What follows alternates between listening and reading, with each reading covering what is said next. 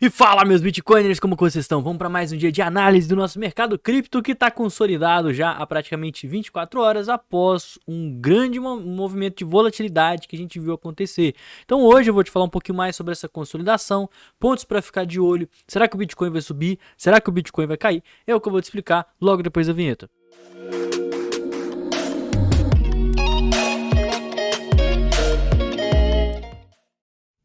Pessoal, seguinte, o Bitcoin ele já está há mais de 24 horas operando aí entre os níveis de 65 mil dólares e os níveis ali de 67.700, tá? Ele ainda não conseguiu passar dessa região. E isso é um padrão de consolidação após uma grande alta que é conhecida como bandeira de alta, tá? É uma bandeira de alta de curto prazo, ela pode romper e buscar ali justamente a região dos 69 mil dólares, que é a máxima do movimento, mas eu queria ressaltar que esse movimento ele não está acontecendo de uma forma muito bullish, na minha opinião, tá?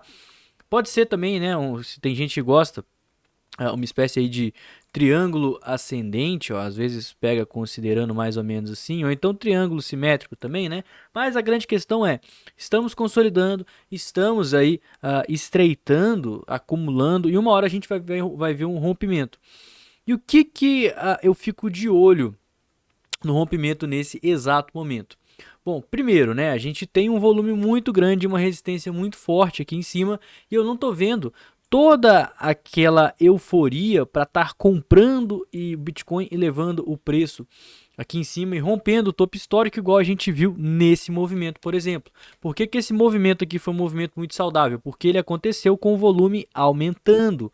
E agora, né, a gente está vendo um movimento similar de alta, porém com o volume diminuindo, que mostra um desinteresse do mercado. Segundo ponto que eu fico com o pé atrás, muita ordem institucional segurando o preço, tá?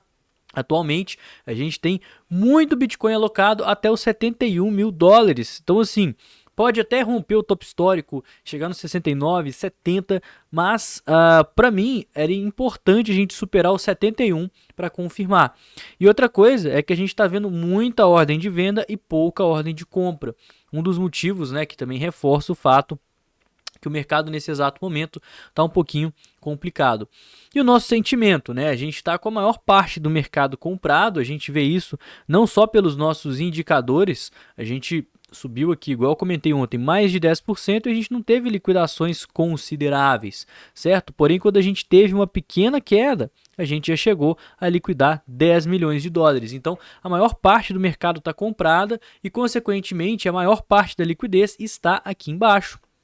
Então, eu não duvidaria nada, né, que o preço do Bitcoin poderia vir captar essa liquidez ou então fazer diferente, né, fazer igual ele fez lá no 69K, pegar a liquidez aqui do 68 e cair aqui para pegar a liquidez próximo ao 65, que é as grandes regiões. E nas últimas 24 horas, igual eu falei, a gente teve mais pessoas abrindo trades em long do que em short, o que reforça essa maior parte do mercado estando comprada.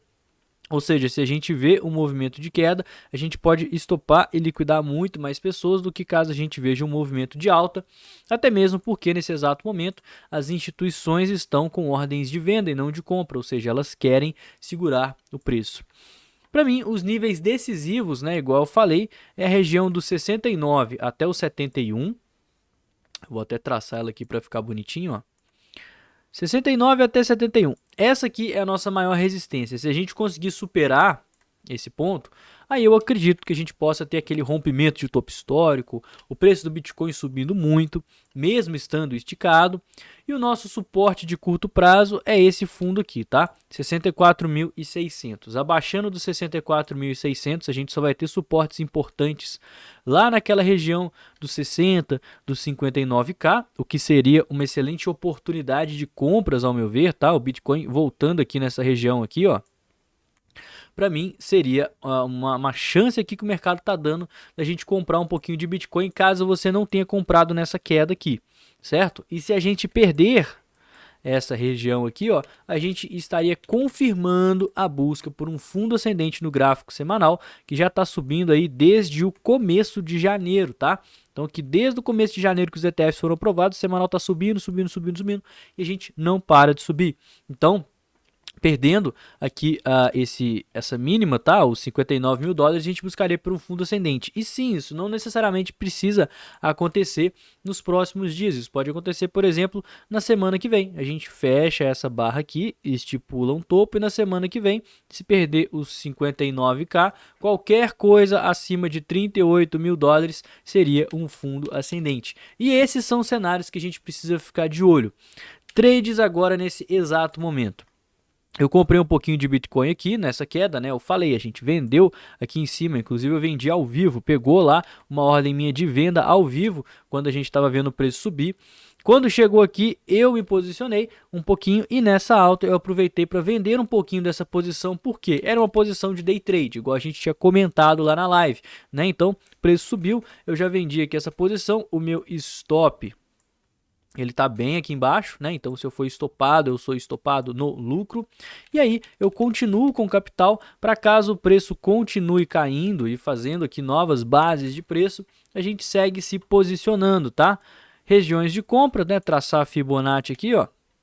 Regiões aqui, a princípio, entre os 55, 52 e até os 48 são regiões importantes. Se a gente abaixar desse ponto, a gente estende essa Fibonacci para cá, porque a gente estaria começando a corrigir não no semanal, mas sim no mensal após 7 meses consecutivos de alta, que daria mais oportunidades de compra para a gente. Ultimamente eu tenho passado numas altcoins, né? Mas é igual eu falei, o mercado ele está muito indeciso, ele está muito volátil.